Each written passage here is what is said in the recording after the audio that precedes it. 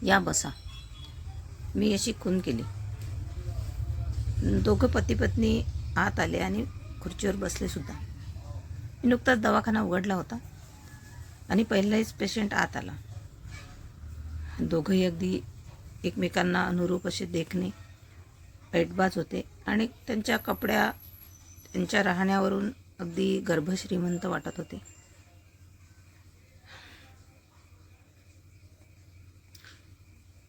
महिलेने माझ्याकडे फाईल सरकवली आणि आम्हाला हे मूल नको आहे. मी म्हटलं का का नको आहे? असं लंगडं फेंगडं विद्रूप मूल आम्हाला नको आहे, आम्हाला ते काढून टाकायचं आहे.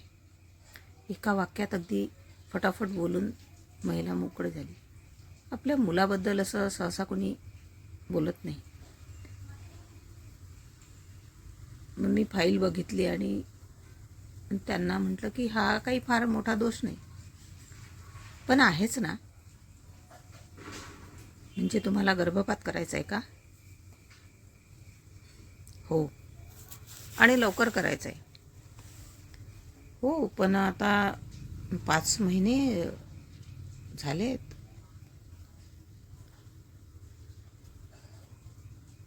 तो पुरुष म्हणाला.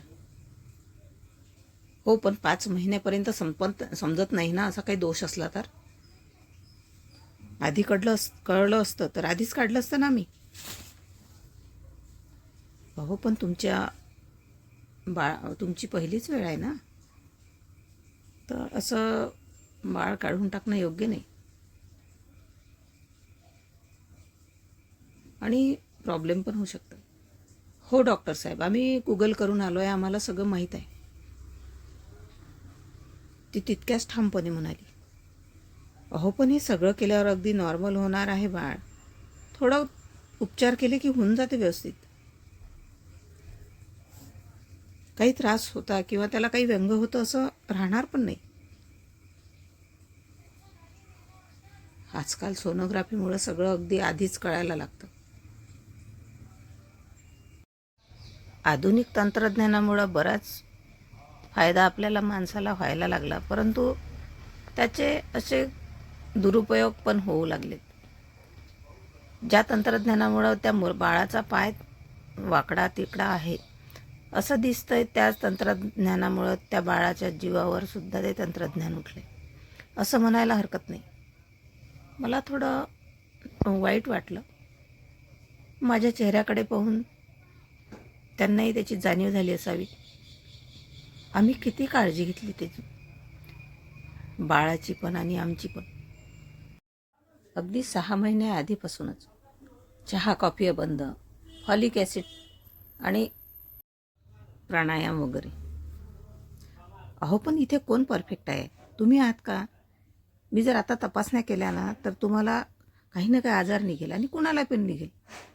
डॉक्टर काय सांगू तुम्हाला, हे असं कळल्यापासूनच सारखं मला आजूबाजूला काहीतरी कमी असलेलीच मुलं दिसतात. गर्दीत छोटं बाळ माझ्या मागे राहिलं आणि ते माझ्या मागे मागे येत आहे असं दिसतं.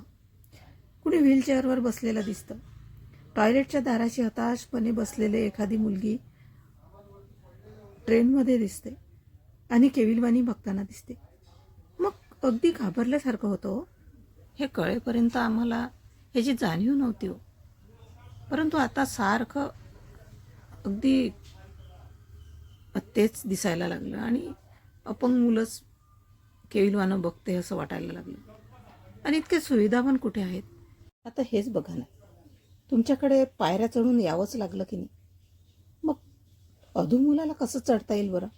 हो, अगदी खरं आहे. पण तुम्ही जर हे मूल काढून टाकलं आणि तुमची पहिलीच वेळ, पुढच्या वेळी जर तुम्हाला मुलंच राहिलं नाही,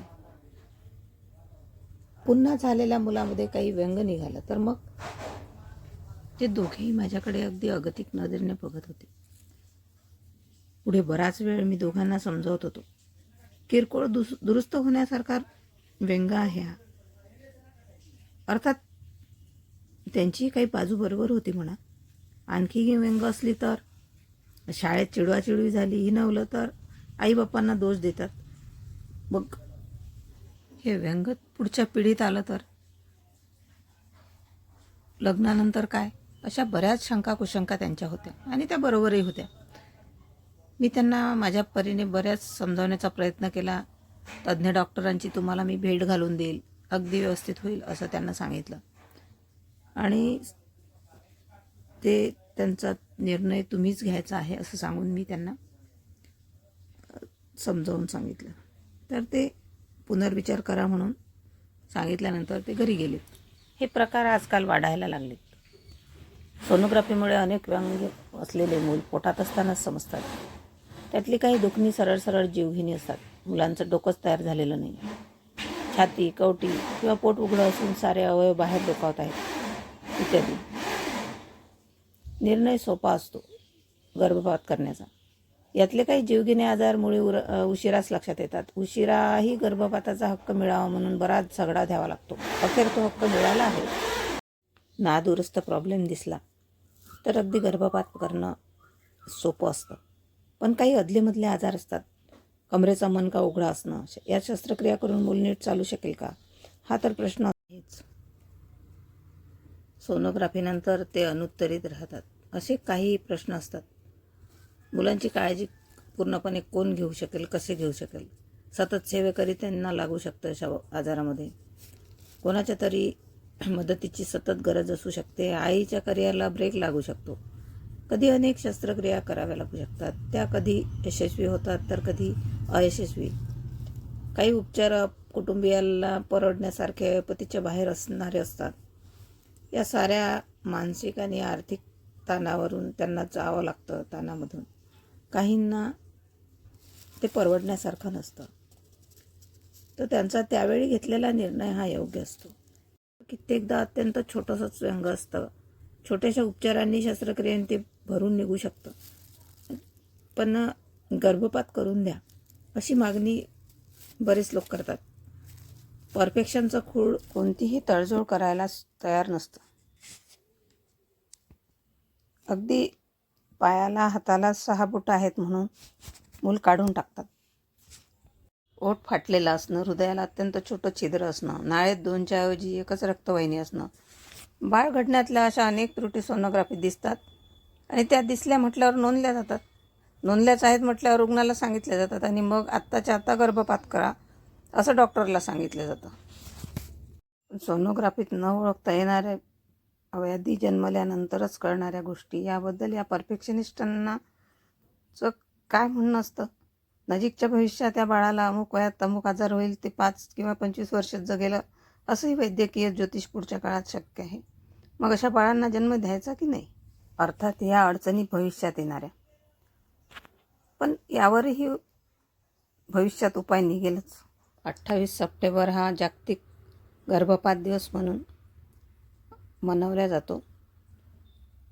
पण गर्भपात करणं म्हणजे एक जीव संपवणंच ना.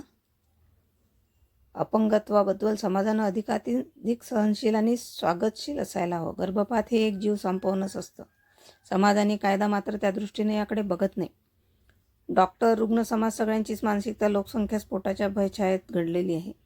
तेव्हा लोकांची संख्या कमी करणारा प्रत्येक उपाय म्हणून गर्भपातही हा असो. दुसऱ्या दिवशी पुन्हा ते आदल्या दिवशी आलेलं जोडपं माझ्यासमोर हजर. मला द्विधा मनस्थितीमध्ये असतानाच त्यांनी, डॉक्टर आम्हाला मूल हे नकोच, आम्ही चांगला विचार करून आलो, आम्हाला असं व्यंग मूल नकोच. आम्ही पूर्ण विचारांतीच ठरवलं की ते मूल काढूनच टाकायचं. मला अति दुःख झालं, परंतु पालकांनी किंवा आईवडिलांनी घेतलेला निर्णय जो होता तो एक डॉक्टर म्हणून मला मान्य करणं आवश्यक होतं. मी त्यांना जेवढं समजवायचं तेवढं समजावून सांगितलं, परंतु ते मान्य करायला तयार नव्हते आणि त्यांना ते मूल नको होतं. शेवटी मी गर्भपात केला आणि एक जीव या जगातून संपवला. त्याचं पाप मला लागलं किंवा नाही लागलं, पाप पुण्य तर नाही, पण माझ्या मनाला ती खंत लागून राहिली. 1 वर्षानंतर पुन्हा तेच जोडपं माझ्याकडे आलं आणि मला म्हणायला लागलं की डॉक्टर, मला आम्हाला आता मूल हवं आहे, परंतु मूल गर्भधारणा राहतच नाही. आता आम्ही काय करावं? मी त्यांच्याकडे बघत राहिलो आणि त्यांना म्हटलं की तुम्हाला याची कल्पना मी आधीच दिली होती. मला आज कळत नव्हतं की काय बोलावं.